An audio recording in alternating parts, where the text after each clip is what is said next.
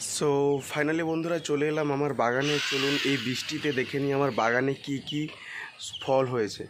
তো ফার্স্ট দেখাবো আমার বাগানে এই ছোট্ট লেবু গাছটা।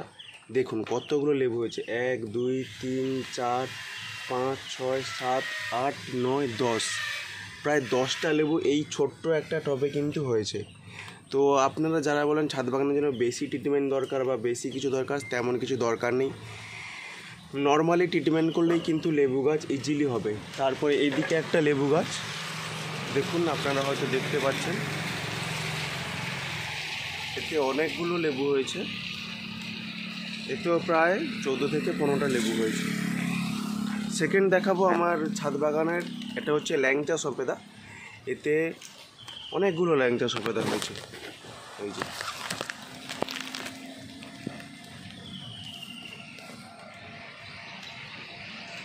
প্রায় 6 থেকে 7টা কিন্তু সফেদা হয়েছে। সেকেন্ড দেখাবো থাই আমরা বা মিষ্টি আমরা। এতে আগে হয়েছিল কিন্তু এখন এই মুহূর্তে দুটো আছে, আর ছোট ছোট দুটো হয়েছে, আর এদিকে ফুল এসছে।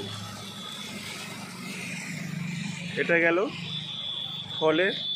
সেকেন্ড আরেকটা ফল দেখাবো, যেটা খুবই দামি গাছ, এই যে সেটা হলো লঙ্ঘন। লঙ্ঘন এই যে দুটো ফল হয়েছে, আর একটা এদিকে ছোট্ট, এই যে টোটাল 3টে ফল হয়েছে। তো ছাদ বাগানে এই মুহূর্তে আমার 4টে ফলের গাছ রয়েছে, যাতে কিন্তু ফল হয়েছে। তো আপনারা কোনো ইজিলি খুব হয়ে যাবে, ফলের গাছগুলো করা খুবই সহজ। আর এছাড়াও একটা জামরুল গাছ রয়েছে, কিন্তু তাতে এখনও ফল আসেনি। আশা করি নেক্সট ইয়ারে ফল চলে আসবে। তো দেখতে থাকুন আমার চ্যানেল, তাতে কিন্তু আমরা আরও কিছু বাগান সম্পর্কে শিখতে থাকবো। So thank you so much বন্ধুরা।